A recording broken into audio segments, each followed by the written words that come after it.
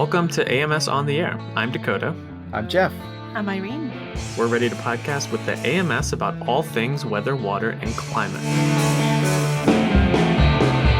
The power behind today was so much emotion today. I knew I would crack at some point with tears, as a few of us did at the end.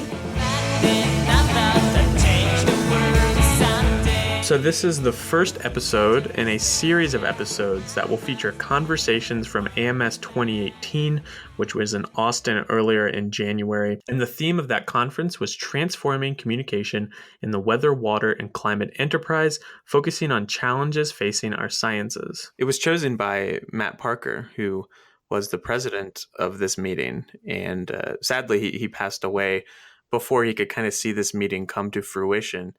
Let's take a step back and explain. Here we are, kicking off a podcast about weather, climate, oceans, about water everywhere, in the clouds over your heads and in the aquifers under your feet. We're going to talk to a lot of people about that, people who have been geeking out about weather and climate their whole lives. So let's explain why we are geeking out about communication first. So Dakota, you actually said it best. If a forecast is 100% accurate, but no one understands it, it's not a useful forecast. That, in a nutshell, was what this meeting was about. And I like the way you put that because it's not just about forecasting. Communication is what meteorologists and climatologists and everyone else in this community of science is doing every day, delivering warnings for hurricanes, testifying about climate change for Congress, advising energy companies about when to ramp up their wind farms, explaining the long-term drought picture for people who operate dams and reservoirs, explaining how desiccated hillsides scorched by wildfires become deadly mudslides after atmospheric rivers pound them. An AMS annual meeting is also about communicating with one another, but it's huge. This meeting in particular had over 4,000 people, students, professors, commercial exhibits, forecasters, managers, social scientists, you name it. Nearly every minute, there are 15 important things going on. The meeting, it's really an umbrella for a lot of smaller conferences in parallel over the course of a week. There are amazing and unexpected conversations and collaborations that happen because all those people are in the same place. And that's a key, if you can get them to meet and to think in the same direction at the same time. But the people researching cloud chemistry rarely cross paths with people trying to improve hurricane forecast. Forecasters, in turn, might never attend a single talk about El Niño or monsoons. And yet, to know hurricanes, you need to know about the monsoon or El Niño. To know about monsoon and hurricanes, you need to know about clouds. So the AMS president makes it happen by choosing a theme that attracts the various specialized conferences to converge under one roof. It's the president's job to figure out some way to make the meeting more than the sum of its admittedly incredible parts. Matt Parker found an inspiring way to do just that. It's amazing that Matt chose the word transforming communication. Here's a person who's been instrumental in the whole enterprise of putting together forecasts, warnings, and information in the sciences. And yet, even though he had a stake in proclaiming how well his efforts have been working over the last 20 years or in running these kinds of committees and organizations that put together people from disparate parts of the weather, water, and climate enterprise. Instead of celebrating that, he really went right after it. He wasn't satisfied at all. And that, I think, was inspiring about Matt. He wanted to transform communication because he had a vision for something much, much better, that we needed to be much, much better to face all the challenges that people have for our sciences. And that's the second part of the theme, focusing on challenges facing our sciences. He somehow managed to communicate to people that the challenges that we face in the sciences have something to do with communication too. That little twist in the theme that we were talking about all week in Austin was really essential to making, I think, a whole, 4,000 people together in one place, all dissatisfied and striving for something better, no matter how good they've been doing in the past. And that's inspirational. That's real leadership. And I think that's one of the things that Matt Parker really bequeathed to us, is a sense of striving for something better, even though we have a lot of expertise collectively as a group of meteorologists and climatologists, hydrologists, all these people who interact with the public every day and are really good at it in some level. He was pushing us to do better. I think better and bringing the whole enterprise together. I mean, uniting the different sectors and working as one. Because after all, I mean, from broadcast to academia to the private sector, government, I mean, we need to work together. And that's a key to that. I met Matt, and I mean, he was just so welcoming for all sectors, for the entire enterprise. And for me, it was a great experience to meet him. I met him in Seattle, and it was just so nice to just feel welcomed by somebody who has not met you before, who is not a broadcast, but yet an excellent meteorologist, of course, and scientist. And it's just bringing the whole enterprise together is so important in facing the challenges too. I met him once, and that was in Seattle. He actually came out to the Weather Twitter meetup. It was the first annual Weather Twitter meetup in Seattle.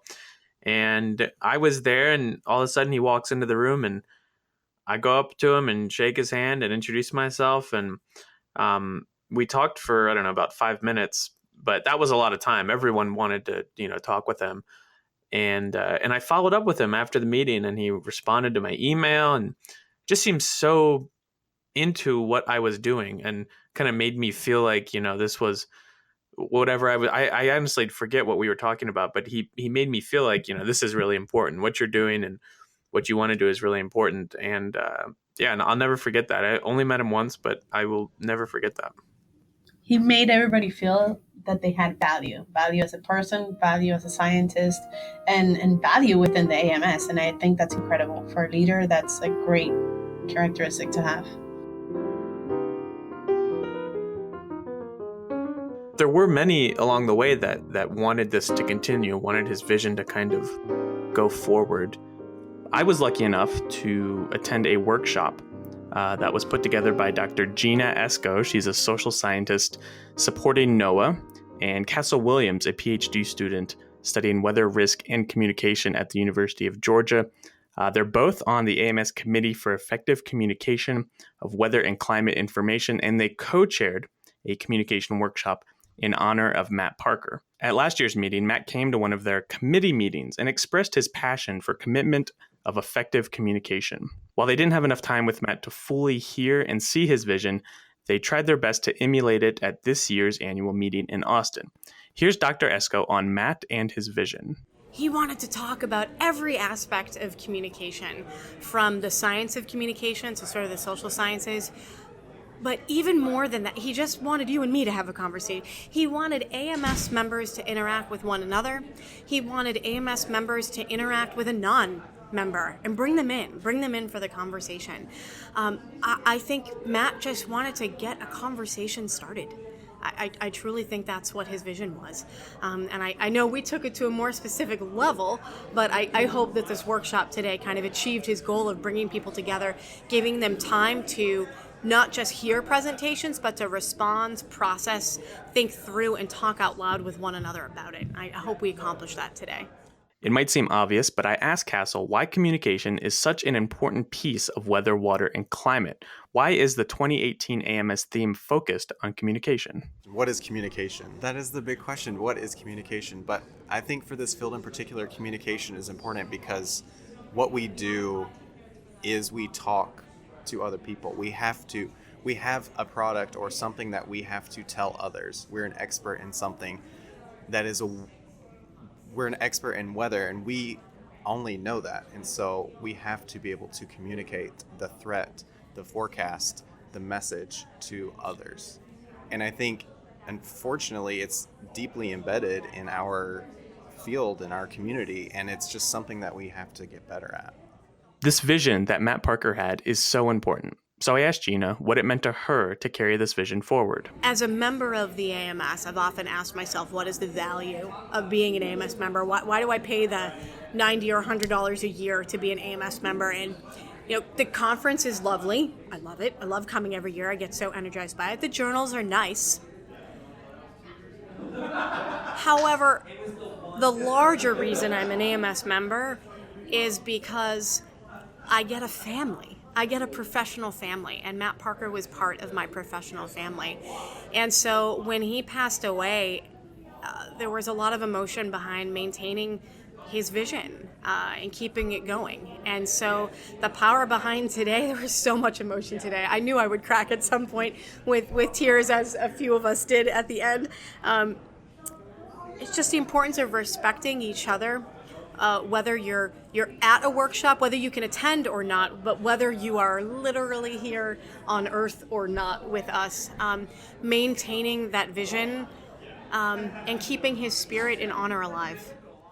Well, one thing I really like about what Gina said was she focused on the idea that communication is a conversation. And I think it's kind of interesting because that goes way beyond just conversations.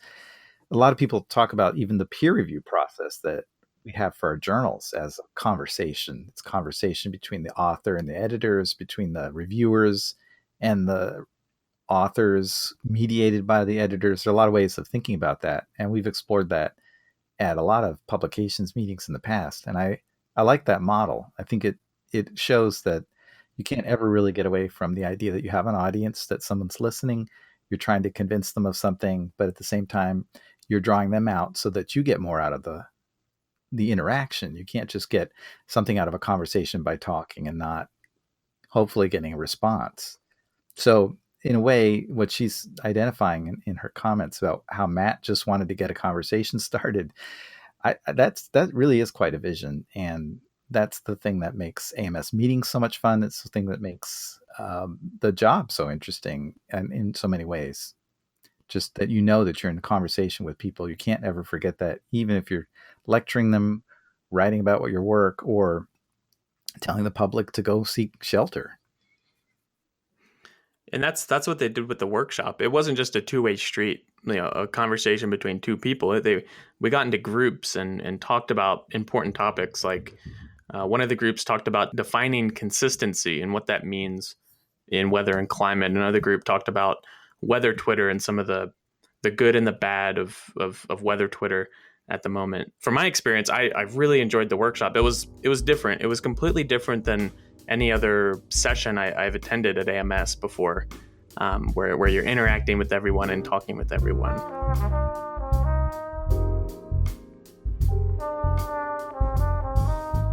So while Gina and Castle put on this workshop and took it upon themselves to carry Matt Parker's vision forward, there was one person that was mandated with this task, Dr. Roger Wakimoto. Dr. Wakimoto was elected president for the 2019 AMS annual meeting, but after Matt passed away, he got the unusual task of having to step in as acting president for this year's meeting while planning for the 2019 meeting as well. I got the chance to talk with Dr. Wakimoto on the last day of the conference to get his thoughts on why the theme Matt Parker chose was an important one for our field. It's very simple in terms of one word for Matt Parker's vision.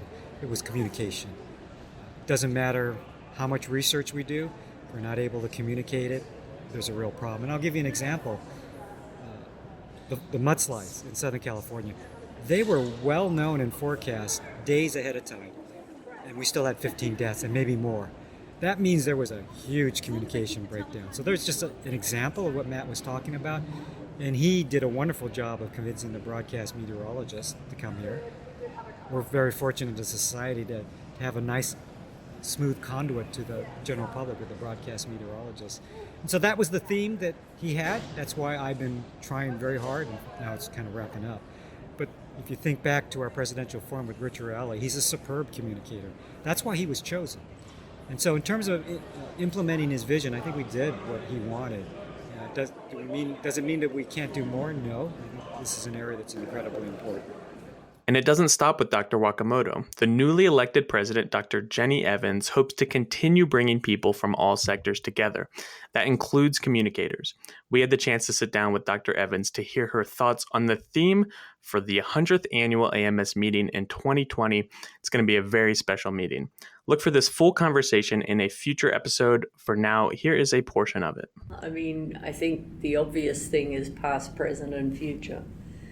So looking back at our legacy, taking stock of where we are now, and then looking around at all of the new technologies that are available and methodologies, and trying to look at all of the people who should be incorporated, including across a range of disciplines, from communicators and people who can help us talk with both directions, folks in the community whose work we can help or who can tell us what they need that we're not already doing, all the way through to, the hydrologists who we honoured a number of last night, and various other people in related disciplines, and then getting to the big data and the big technology, and we already do numerical weather prediction for our forecast models, but also thinking about some of these data mining and so on, and how can we incorporate that, because that seems to be something that's less taken advantage of and built into our systems at the moment. So those are some ideas that are floating around. One of the things most memorable about that conversation, it was really clear that Jenni has a vision for AMS that involves communication embedded in all the things that have to happen. And her vision of lots of disciplines having to come together in her own work at Penn State as well as at AMS requires a higher level of communication, I think, than people realize. She's really a master at pulling together people from disparate directions and finding ways for them to work together. And so it's going to be very exciting. 2020, of course, in Boston for an annual meeting. What could be more interesting in January? But I think let's hope it doesn't snow. We all make it there, yeah. Actually, I'm hoping it will snow, because I think that would just make it. It's like the icing on the big anniversary cake. So Yeah. even if it doesn't snow, I think Jenni's going to bring something special to the meeting, and she laid that out for us, and I was really taken by her vision. So I'm looking forward to that episode. It's going to be very interesting for people, along with all these other episodes we've got going. A lot of good conversations.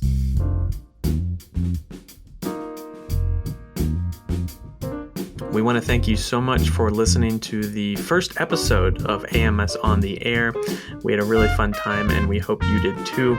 If you want to rate and review the podcast, please do so on iTunes, Stitcher, wherever you're listening. That helps the show reach other people and reach more people. So we'd really appreciate it. And AMS on the Air, it's also on Facebook, Instagram, Twitter. Just search us under AMS on the Air. And you can throw us your guest suggestions, any comments you might have. Just go ahead and follow us there too. Our next episode is going to be a conversation with Sandy McDonald, discussing technology and how we converse about it, how we talk about it. For Jeff, Irene, and myself, thank you for listening, and we'll talk to you next time on the Air. Happy weather.